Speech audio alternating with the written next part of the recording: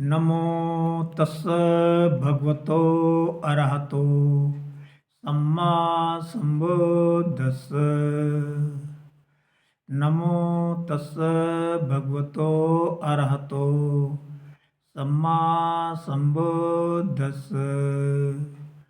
नमो तस्स भगवतो अरहतो सम्मा संबुद्धस्स।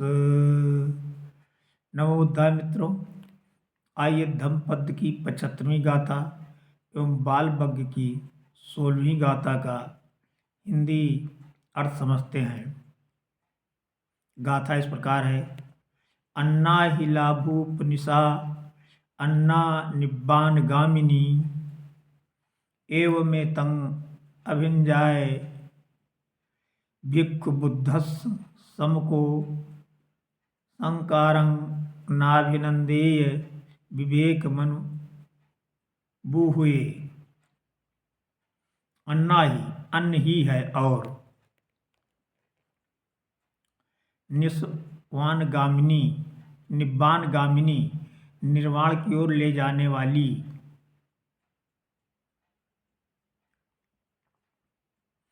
अन्ना अन्न है।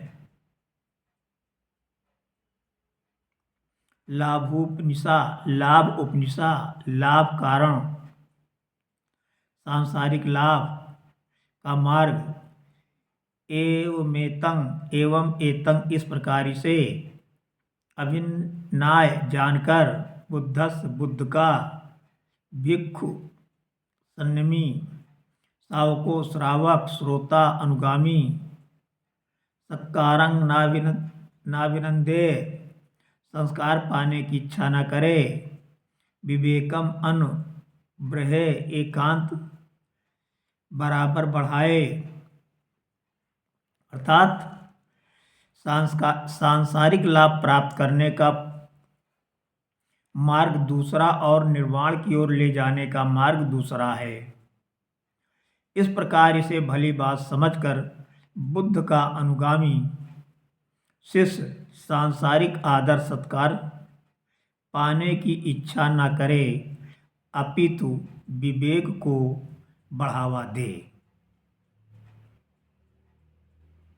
आइए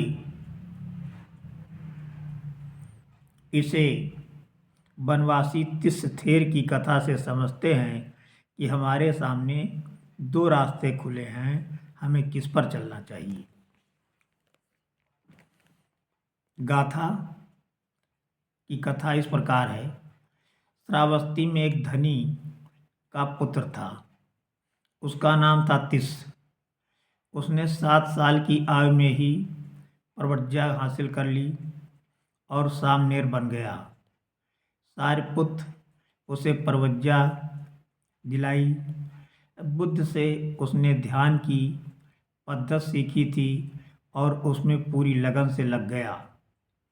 बिहार छोड़कर जंगल चला गया। लोग उसे बनवासिक तिस्स के नाम से जानने लगे। गृहस्थ उसे भिक्षा देते तो सामनेर कहते, सदा सुखी रहो, दुखों से मुक्त हो। वे अपने शरीर के भरण पोषण मात्र ही भिक्षा लेते। उनके शरीर की आभा इतनी तेज थी कि जो कोई भी उन्हें भिक्षा देता, भिक्षा देने के बाद उन्हें देखता ही रह जाता, पर वापस नहीं जाता। जहाँ का तहाँ खड़ा ही रहता। वन में रहते हुए उन्होंने घोर साधना की और 3 महीने में ही अरहत्व प्राप्त कर लिया। तिस्सथेर के गुणों से अति प्रभावित होकर स्थविरगण सारिपुत्र, महामोगलान, महाकश्यप, अनिरुद्ध, उपालि, पूर्ण आदि अपने शिष्यों के साथ तिस्स से मिलने पधारे। ग्रामवासी उन सभी को बिहार में ले गए जहाँ तिस्स रहते थे। ग्रामवासियों ने सबों का भोजन सत्कार आदि किया और फिर धर्म श्रवण की बारी आई। तब सारिपुत्र ने कहा, तिस्स धर्म क्या है सुनाओ। सभी उपासक बोलने लगे, हमें इनसे नहीं सुनना, इन्हें सिर्फ 2 वाक्य आते हैं, सदा सुखी रहो, दुख से मुक्त हो। कोई और धर्मवाचक कथा सुनावे। तब अस्तवीर सारिपुत्र ने कहा, तिस, ये तो बताओ कि दुख से कैसे मुक्त हुआ जाता है, कैसे सुखी हुआ जाता है। तब सारनेर ने अरहत्व प्राप्त करने की विधि बताई और कहा, भंते, अरहत्व प्राप्त करते ही सुख होता है। बाकी लोग तो जन्म मृत्यु और बुढ़ापा आदि दुखों के चक्कर से मुक्त नहीं हो पाते। साधु साधु। सारिपुत्र, मोगलान आदि अस्तवीर बोल उठे,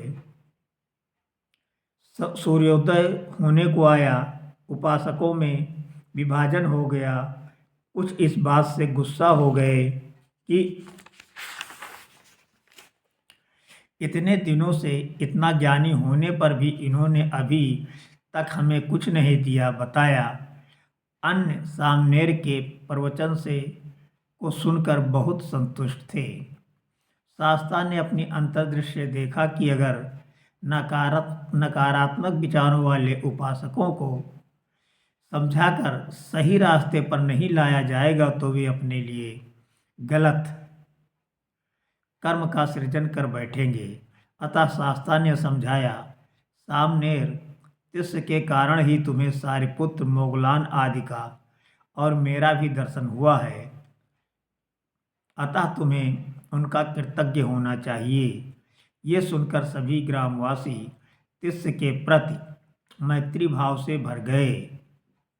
धर्म सभाओं में चर्चा चली कि तिस को सैकड़ों कंबल और चीवर दान में प्राप्त हुए हैं, पर उन्होंने सिर्फ जीवन चलाने मात्र चीजें ली।